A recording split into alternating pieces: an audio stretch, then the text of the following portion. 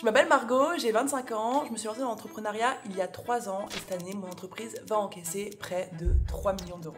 Et je me suis dit que pour la première fois, j'allais revenir sur mes débuts, comment est-ce que je me suis lancée, comment est-ce que j'ai trouvé mon idée et surtout comment est-ce que j'ai encaissé mes premiers 140 000 euros dès ma première année d'entrepreneuriat. En partant de zéro, je précise, sans diplôme, sans compétences, sans expérience, sans avoir fait d'études particulières. Et mon but dans cette vidéo, c'est absolument pas de me vanter, mais simplement de te montrer que j'ai pas inventé l'eau chaude, je suis pas un petit génie et que ce que j'ai fait concrètement, toi qui regardes cette vidéo, tu peux largement le faire aussi. En fait, j'ai simplement appliqué des stratégies intemporelles qui marchent, qui ont été prouvées et testées, que je vais te dévoiler sans filtre dans cette vidéo. Je vais faire vraiment zéro rétention d'informations, je vais tout te montrer de l'idée à la réalisation et à comment j'ai commencé à faire mes premiers 10 000 euros par mois. Alors reste bien jusqu'à la fin et prends des notes parce que tu vas pouvoir appliquer l'entièreté de ce que je te partage à ton business. C'est parti, découvrons ensemble comment est-ce que j'ai réalisé 140 000 euros dès ma première année d'entrepreneuriat. Alors pour ça, je t'ai préparé une petite carte mentale que je vais dérouler pour pouvoir vraiment segmenter et t'expliquer chaque étape. Alors la première étape qui est archi importante, c'est de remettre le contexte. Donc en gros, où est-ce que j'en étais moi quand j'ai lancé mon activité? C'était en plein pendant le Covid. Donc j'avais arrêté mes études de droit, moi j'avais commencé par faire une fac de droit pendant 3 ans, j'ai été jusqu'à la licence et je décidé de prendre une année de pause pour partir en Australie, juste avant le Covid. Et en fait là-bas en Australie, je me suis rendu compte qu'il y avait plein de gens qui lançaient leur business en ligne et qui n'avaient pas fait d'études et qui réussissaient à en vivre. Et donc je me suis dit en rentrant, ok, je veux absolument lancer mon business. Mais clairement j'étais du coup une ancienne étudiante, j'avais pas fait d'études, j'avais pas fini mes études, j'avais pas un rond sur mon compte bancaire, j'avais tout claqué en Australie. J'ai trouvé un travail de serveuse, j'avais aucune compétence dans l'entreprise, dans l'entrepreneuriat, j'avais jamais travaillé en tant que salarié. Donc bref, clairement, je partais de zéro et j'étais serveuse pour me faire un peu d'argent. La première étape, qui est absolument indispensable pour lancer son business, c'est de trouver une idée. Et c'est pas quelque chose qui est facile. J'ai d'ailleurs préparé une petite surprise que je vais te présenter juste après. Mais pour commencer, voyons un petit peu comment est-ce que j'ai fouiné pour trouver mon idée. Premièrement, j'ai commencé par faire un test de personnalité. C'est quelque chose qui est trop sous-coté, mais je trouve que apprendre à bien se connaître, à bien se comprendre et à savoir quelles sont ses forces, c'est ce qui va nous permettre de trouver une idée qui nous ressemble, une idée qui est simple pour nous. Il y a une infinité de possibilités de business différents. J'accompagne plus de 2000 clientes qui ont toutes des business hyper différents. Et ce qui est indispensable, c'est de trouver quelque chose qui nous ressemble. C'est la seule façon de réussir à tenir sur le long terme. Donc moi, j'avais fait le test des 16 personnalités. Vous mettrez le lien en description du test. Et en fait, moi, j'étais la personnalité protagoniste. Donc en gros, très rapidement, les protagonistes, ils se sentent appelés à servir une grande cause dans leur vie. Ils s'efforcent d'avoir un impact positif sur les autres et sur le monde qui les entoure. Donc en gros, moi concrètement, là, ce qui ressortait le plus de mon type de personnalité, c'était le côté rendre service, aider les autres, avoir un impact sur les autres. Si vous voulez aller plus loin et moi je l'avais fait, vous pouvez aussi acheter votre profil complet.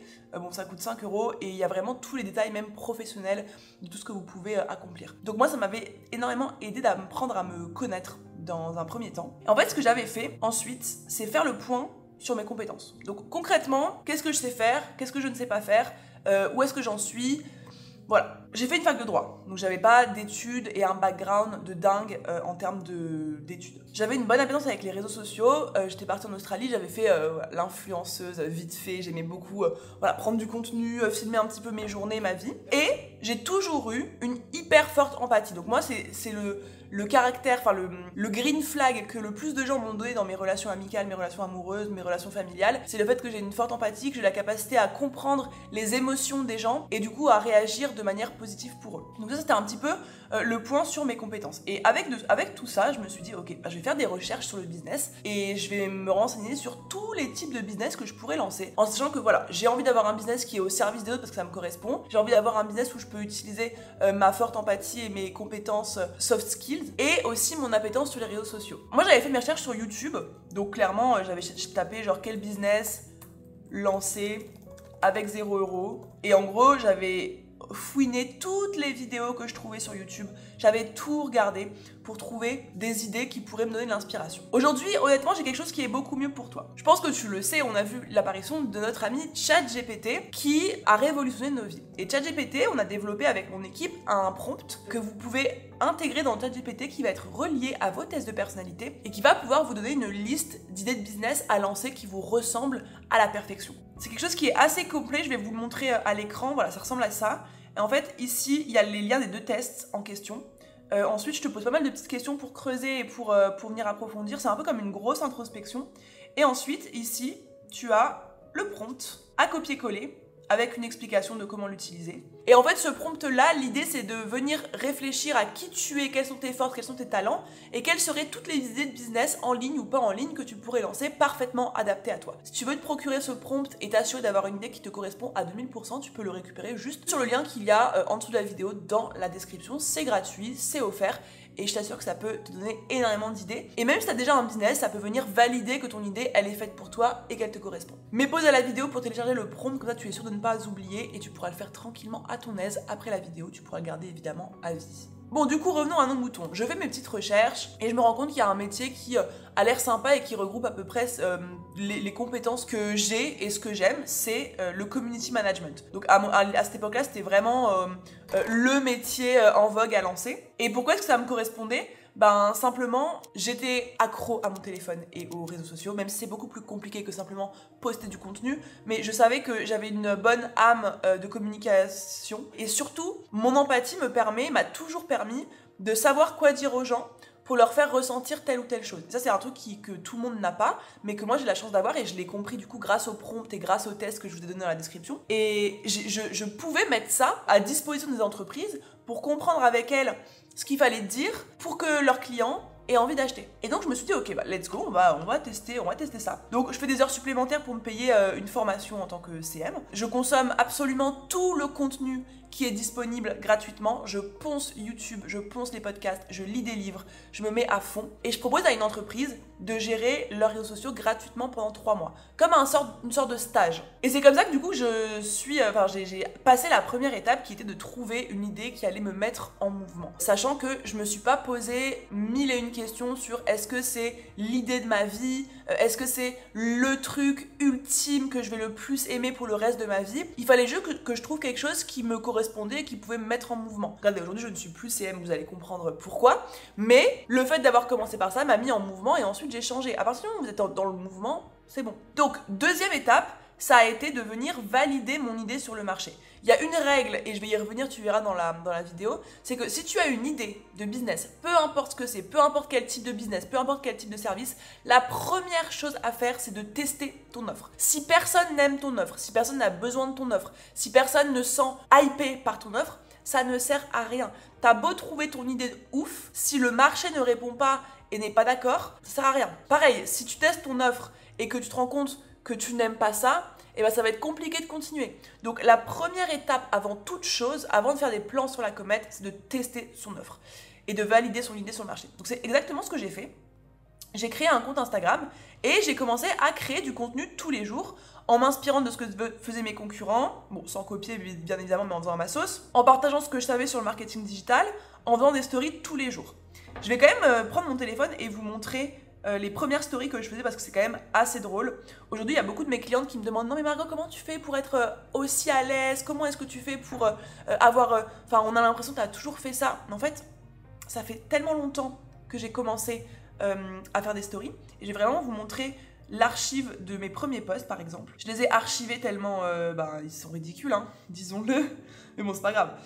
Archive de contenu. Comme ça, je vous montre vraiment mes premières publications Instagram. Donc c'était vraiment, on en était à là, comment réaliser une story Instagram réussie. En fait, en gros, ce que je me disais, c'est que tout ce que j'ai appris dans ma formation, dans mon stage gratuit en tant que CM et sur mes recherches internet, j'allais le retranscrire en contenu. Donc c'était, voilà, pourquoi utiliser les stories. Bon, le design est éclaté, clairement. Comment réaliser une story Insta réussie. Là, c'était déterminer votre niche. Bon, là, petite ambiance florale, on ne sait pas pourquoi. Mais en fait, c'était, voilà, tout ce que j'apprenais, je voulais le redonner. L'importance de la veille. Donc clairement, disons-le, mes contenus, ils sont un peu éclatés, mais c'est pas grave. Comparé à ce que je fais aujourd'hui, où c'est quand même un petit peu plus stylé, sans vouloir me vanter. Hein. Et pareil, je vais vous montrer mes archives de story, parce que pareil, à l'heure actuelle, regardez, je fais des vidéos, je suis hyper à l'aise, mais ça n'a pas du tout toujours été le cas. Pas du tout. Et donc là, c'est mes premières stories. Donc, des questions concernant le marketing digital. Bon, on peut pas voir, mais clairement, il n'y avait absolument aucune personne qui me posait des questions. Je me pose des questions à moi-même, voilà, pour être tout à fait honnête. Ça, c'est mes toutes premières stories. Clairement, ça n'avait pas beaucoup de sens. Hein. Voilà, vous avez des sujets. Voilà, j'avais une personne qui me répondait des fois. Parce que pareil, aujourd'hui, des fois, je mets des boîtes à questions et les gens me disent « Ah, comment tu fais pour avoir autant de réponses ?» Mais mes premières boîtes à questions, personne ne me posait des questions. En plus, là, c'était une concurrente, donc elle voulait clairement juste me vendre quelque chose. Et donc, je vais vous montrer quand même ma première story facecam parce qu'on me dit, enfin, je sais que ça peut être hyper inconfortable de parler à la caméra, de se montrer, d'oser, parce qu'on se dit, ouais, mais on va pas être à la hauteur, on va pas être assez à l'aise. Et ben, c'est normal. Et moi, mes premières stories, je n'étais mais genre vraiment pas à l'aise. Et je postais tous les jours, dès ce moment-là. Ça fait 4 ans que je poste tous les jours également. C'est mes premières facecam. Vidéo parce que j'ai été bannie d'Instagram, il me semble, c'est la première fois que ça m'arrive. Je pense que j'ai liké trop de contenu, peut-être, je sais pas. Mais... Donc du coup, bon, vous voyez clairement que je suis partie également de zéro sur Instagram et j'étais pas la plus à l'aise. Mais au moins j'ai commencé. Et personne ne me calculait au départ avec mes 20 abonnés. Comme vous avez vu, personne ne me posait des questions, j'avais pas de like, j'avais pas de visibilité, j'avais rien du tout. Donc j'ai commencé à intégrer une routine d'interaction. Donc qu'est-ce que je faisais? C'est que j'allais sur les profils de ma cible et j'allais liker, j'allais commenter, j'allais interagir. Donc typiquement, je vais vous remontrer avec mon téléphone, moi j'avais une cible qui était plutôt des entreprises, vu que je voulais vendre du CM.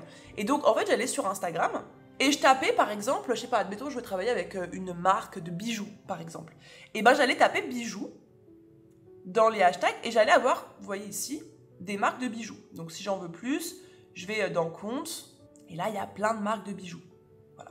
Et donc en fait typiquement je pouvais aller sur leur compte et faire une petite routine d'interaction, liker, dire oh là là, trop stylé, enfin bref, mettre des petits commentaires. Si je voulais par exemple viser une entreprise de, je sais pas, d'agence marketing par exemple, rien à voir mais voilà, pourquoi pas, et ben je tape agence marketing dans le hashtag et pareil j'avais du coup toutes les agences marketing d'Instagram.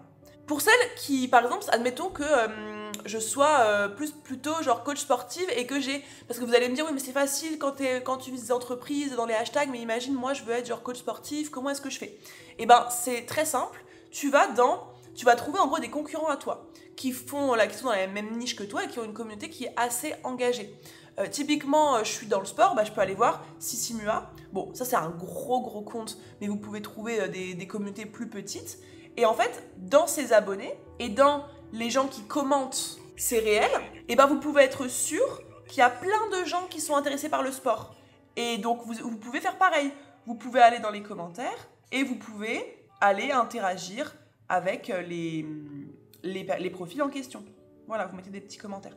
Et en gros, qu'est-ce que ça a comme effet, ça? Ça a comme effet de ramener des gens sur votre compte parce que admettons, moi je suis intéressée par le sport et je vois une coach sportive qui vient me liker. Bah, je vais regarder son compte, si c'est stylé, si c'est intéressant, je m'abonne.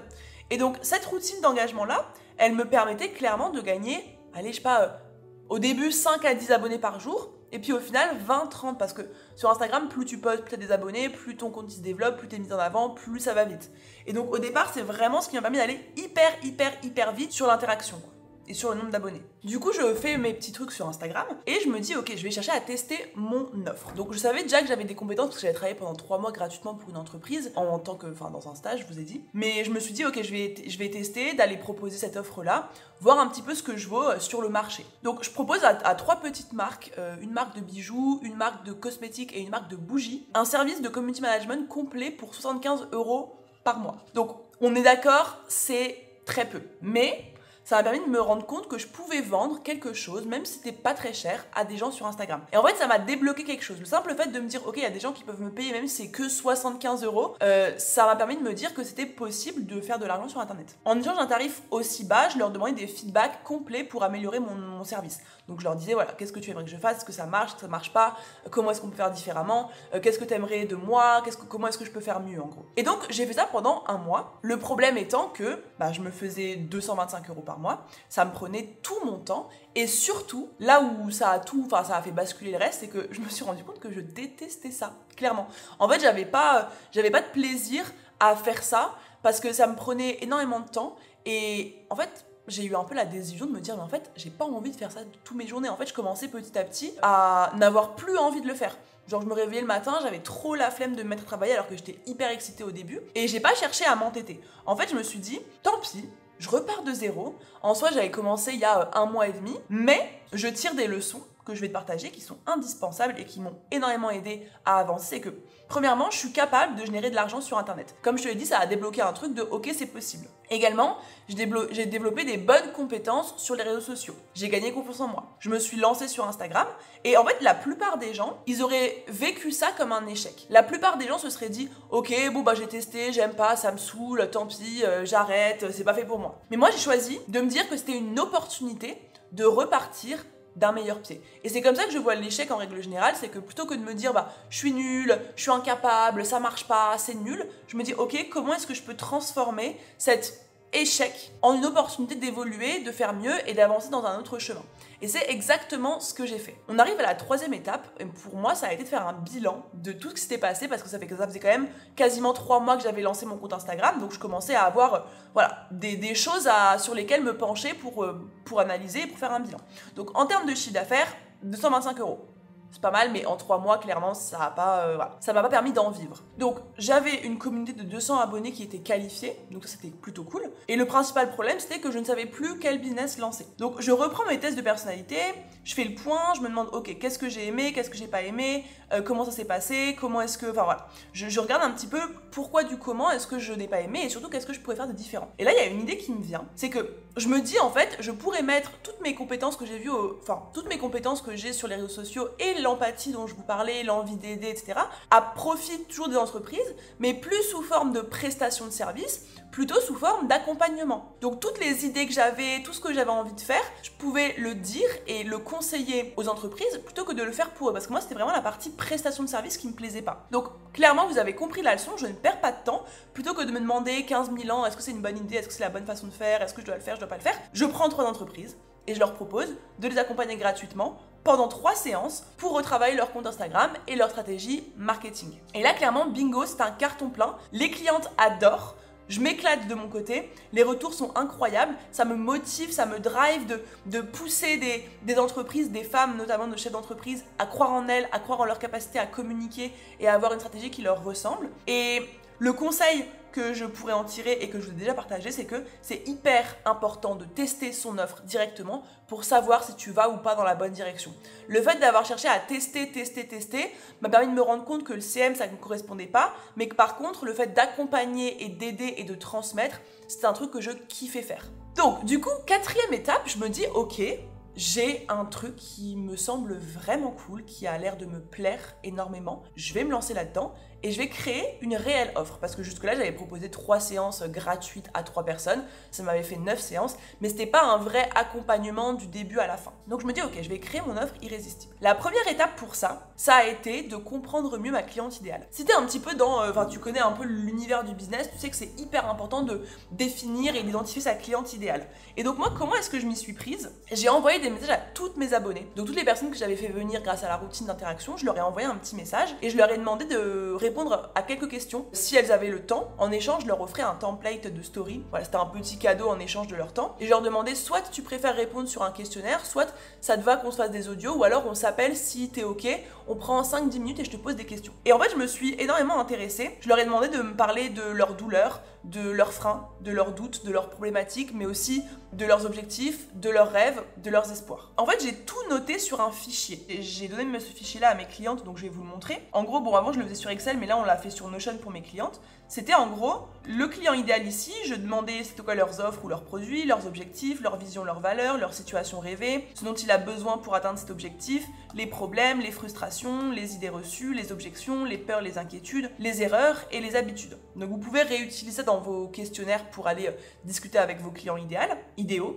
Et en fait, je notais tout ce qu'elle me disait. Donc moi, je posais ces questions-là. Donc quels sont tes freins, tes problématiques, tes difficultés, et je notais tout sur le fichier. À force d'avoir demandé, d'avoir discuté, d'avoir échangé, je pense que j'ai fait avec au moins 20 personnes, j'ai identifié une douleur principale qui revenait à chaque fois. C'est que ces personnes-là, elles avaient la peur de ne jamais réussir à vivre de leur business. J'ai aussi identifié une motivation principale qui était devenir indépendante financièrement grâce à un travail qui les passionne. Et j'ai identifié un besoin principal qui était d'avoir un plan d'action à suivre à la lettre pour communiquer sur Insta et quelqu'un derrière elle H24 pour rester motivé. Donc en fait, à force d'avoir discuté encore et encore avec ma cible, je me suis rendu compte de ça, qu'elle voulait absolument devenir indépendante financièrement tout en faisant quelque chose qui les passionnait, que leur peur et leur douleur c'était de jamais réussir à vivre de leur business et que leur besoin c'était à la fois d'avoir quelqu'un qui leur dit fais ci, fais ça, fais ça, fais ça et qui soit derrière elles pour être sûr qu'elles le faisaient, qu'elles allaient au bout. Donc je suis partie de ça pour créer en fait une offre qui était parfaitement adaptée à elles. Mais avant de me poser sur l'offre, j'ai d'abord réfléchi à la promesse.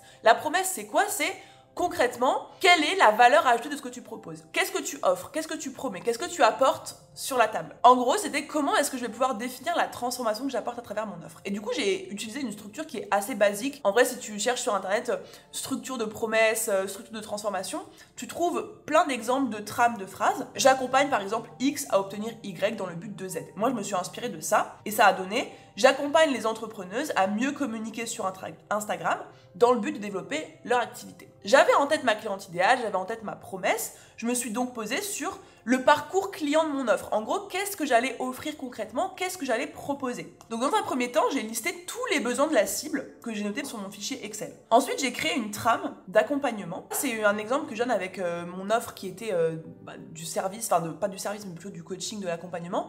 Mais si tu as une offre plus de prestation de service, tu peux faire la même chose, mais en gros, il faut adapter à ce que toi, tu vas proposer. Moi, il fallait que pour mon offre à moi, je réfléchisse à une trame d'accompagnement. J'ai vraiment listé tous les besoins et j'ai réfléchi pour chaque besoin, j'ai réfléchi à ce que je pouvais apporter comme solution. Donc tous les problèmes, je les ai listés un par un.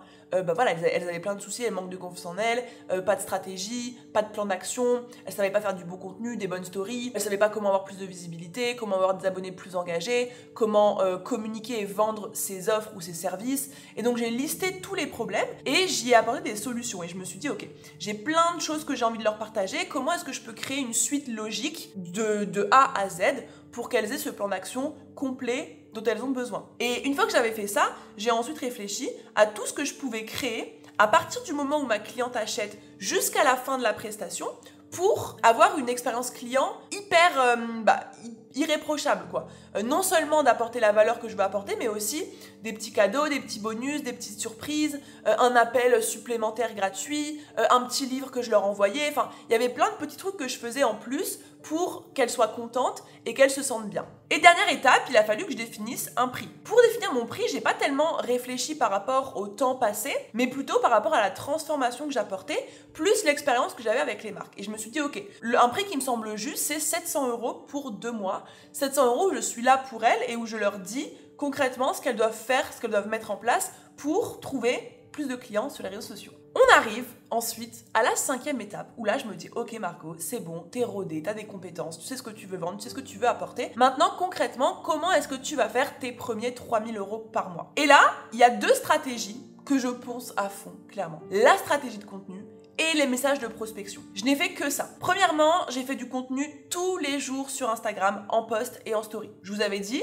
j'ai persévéré et je n'ai pas lâché sur Instagram. Et j'avais 3 types de contenu que je faisais. Le premier type de contenu que je faisais, c'était montrer mon expertise, tout en appuyant sur les douleurs et sur les espoirs de ma cible, comme je voyais dans le fichier Excel. Donc, je t'ai mis des petits exemples par ici. Si tu veux devenir indépendante grâce à Instagram, voilà 3 conseils que tu peux appliquer. Si tu en as marre de parler dans le vide quand tu crées du contenu, applique ça. J'ai la solution pour que tu développes enfin ton business sur Instagram. Si tu veux en finir avec tes galères sur Instagram, lis ça. Donc, en gros, je reprenais toutes leurs douleurs et toutes leurs envies, leurs objectifs, et je leur donnais des conseils par rapport à ça, pour montrer qu'en fait, je savais de quoi je parlais, que je les connaissais et que je savais comment les aider. Ensuite, j'avais une partie du contenu aussi où je mettais en avant mon personal branding. Ma personnalité en gros. Donc là c'était, je partageais mes valeurs, donc par exemple la générosité envers mes proches, je partageais ma mission, mon envie d'aider les femmes à gagner plus d'argent, je partageais aussi mon histoire, mon parcours d'ancienne étudiante en droit qui a tout plaqué pour lancer son activité d'entrepreneuriat, je partageais aussi mes échecs passés, mes leçons de vie, et ce type de format là ne servait pas forcément à montrer mon expertise, mais plutôt à montrer qui j'étais en tant que personne, parce que les gens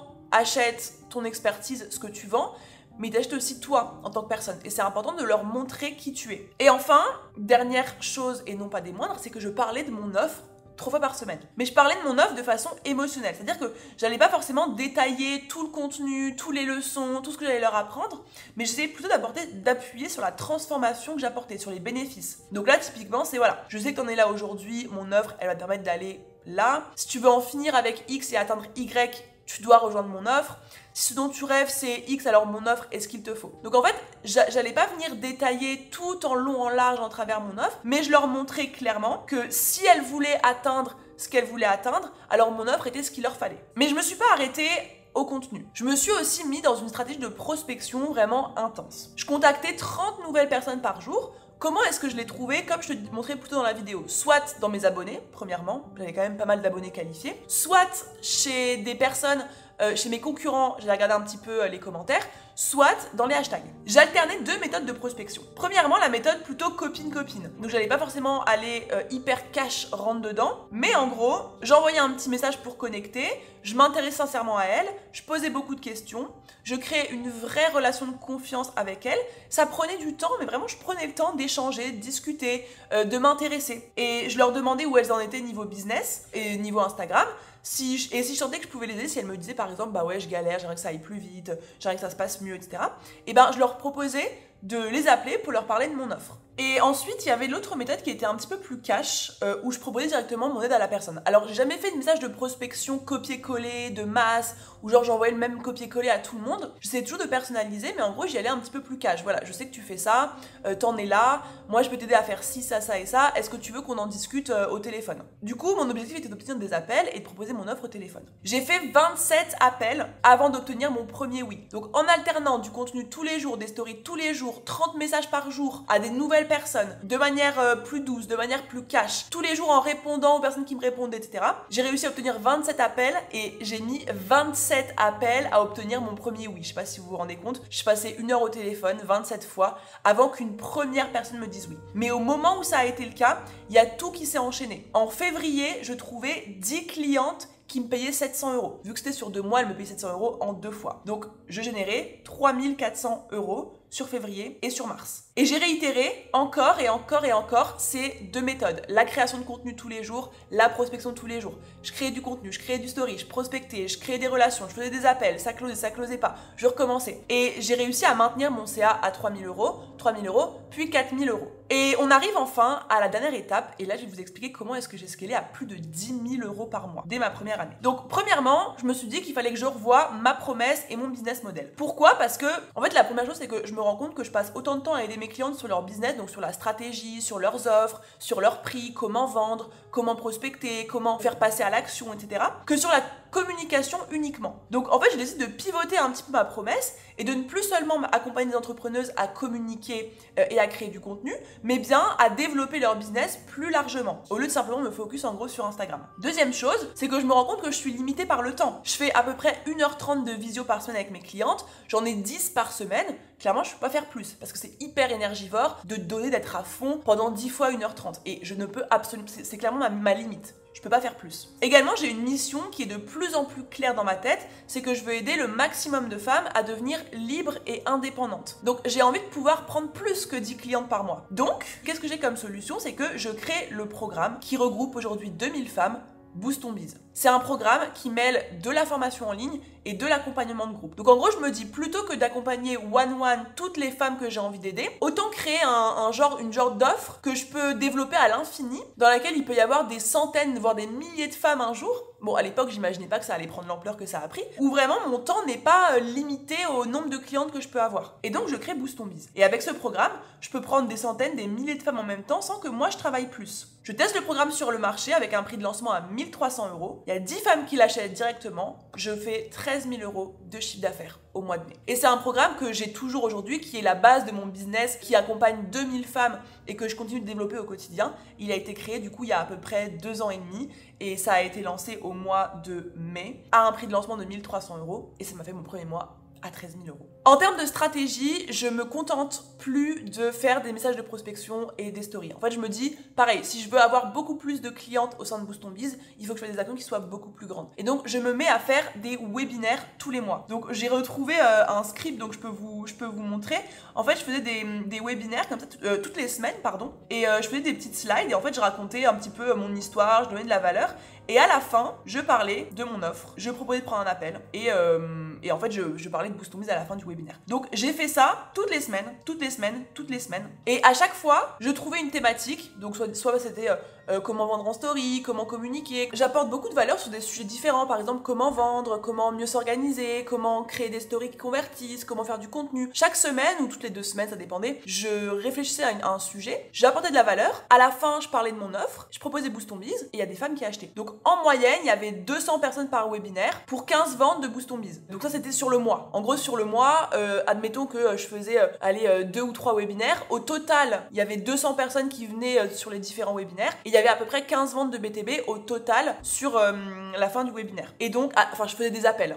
À la fin du webinaire, j'envoyais vers des appels, je prenais les appels, je vendais Boost ton Biz en appel. Et donc, j'ai fait sur la fin de l'année 2021 entre 18 000 € et 22 000 € de chiffre d'affaires, donc de juin à décembre. Donc 120 000 € sur les 6 derniers mois. Donc clairement, j'ai fini mon année à 140 000 €. Comme tu l'as vu, les 3 premiers mois, j'ai accumulé 200 €. Finalement, j'ai réussi à passer à 3 000, 4 000. Et sur les 6 derniers mois, j'étais autour de 18 000, 20 000. Donc ça a été quand même assez rapide. Mais comme tu l'as vu, c'est accessible. C'est quelque chose que j'ai envie que tu retiennes, c'est que c'est pas impossible. C'est à ta portée. Si moi je l'ai fait et que je considère pas être un génie, tout ce que je t'ai expliqué là, tu peux l'appliquer. Alors ça prendra peut-être pas si peu de temps, ce sera peut-être un petit peu plus long, ce sera peut-être un petit peu plus chronophage, il y aura peut-être un peu plus de galères, d'échecs pour toi, j'en sais rien, mais en tout cas c'est possible. Et donc les principaux conseils que j'ai envie que tu retiennes, en gros comment lancer son business et comment faire de l'argent dès la première année, c'est premièrement que créer une communauté c'est le meilleur atout. Donc tu l'as vu, mon compte Instagram il m'a énormément aidé et encore aujourd'hui c'est ce qui me permet de vendre le plus. Donc c'est vraiment le meilleur atout, plus vite tu développes ta communauté, mieux c'est. Faire tester son offre immédiatement c'est indispensable pour aller dans la bonne direction, pour ne pas se tromper, pour être sûr qu'on fait bien les choses, qu'on est aligné, etc. Être en contact quotidien avec des clients potentiels, que ce soit pour tester ton offre, pour poser des questions, pour t'intéresser à ta cliente, pour prospecter. En gros, tu dois être constamment au contact de tes clients potentiels pour en savoir plus sur eux, pour connaître leurs peurs, leurs doutes, leurs freins, leurs blocages, leurs espoirs, leurs motivations, pour savoir tout en fait de ce qu'ils veulent et de ce qu'ils espèrent, et pour aussi savoir quoi était dans ton contenu et comment vendre. Également, ce qui marche et ce qui n'est plus approuvé, c'est que répéter les mêmes actions inlassablement encore et encore et encore, c'est indispensable pour que ça paye. Moi, comme je te dis, j'ai passé 1 an à répéter contenu tous les jours, story tous les jours, message de prospection tous les jours, contenu, story, message, et ensuite contenu, story, message, webinaire. Et j'ai été persévérante encore et encore et encore sur les mêmes actions jusqu'à ce que ça paye. Et dernier petit conseil, tu peux te faire accompagner pour aller encore plus vite. Tout ce que je t'ai appris là, moi, c'est ce que je transmets à mes clients au quotidien. Alors là, je t'en ai fait une vidéo, mais si tu veux aller plus loin et vraiment creuser chaque sujet, que je t'aide pas à pas à atteindre tous tes objectifs, que je t'aide à trouver ton idée, ton offre, ton client, ta communication, ta stratégie de vente, ton tunnel de vente, etc. On peut t'accompagner à travers Boost ton Biz. Si tu veux, tu peux prendre un appel gratuit dans la description, on va t'expliquer un petit peu ce qu'il en est et voir si tu es adapté au profil qu'on recherche, et si c'est le cas, on te présentera tout l'accompagnement. Donc tu peux réserver gratuitement un appel avec une de nos conseillères, on fera le point sur ta situation, voir où t'en es et voir si on peut t'aider. Et enfin, dernière chose, n'oublie pas de télécharger le prompt ChatGPT qu'il y a en description pour t'aider à trouver une idée de business qui est adaptée pour toi, qui te correspond à 1000%, une idée de business que tu kiffes et qui va te permettre de gagner de l'argent et de devenir indépendante. C'est tout pour moi, j'espère que tu as kiffé cette vidéo, tu as la rétrospective complète de tout mon parcours et de tout ce que j'ai mis en place sans secret. Si tu veux en savoir plus, tu peux réserver un petit appel, tu peux aussi télécharger ton prompt ChatGPT et viens me voir sur Instagram si tu as envie qu'on discute, mes messages privés sont toujours ouverts pour échanger avec vous. J'espère que tu auras kiffé cette vidéo, je te fais de gros bisous et je te dis à la semaine prochaine. Bye!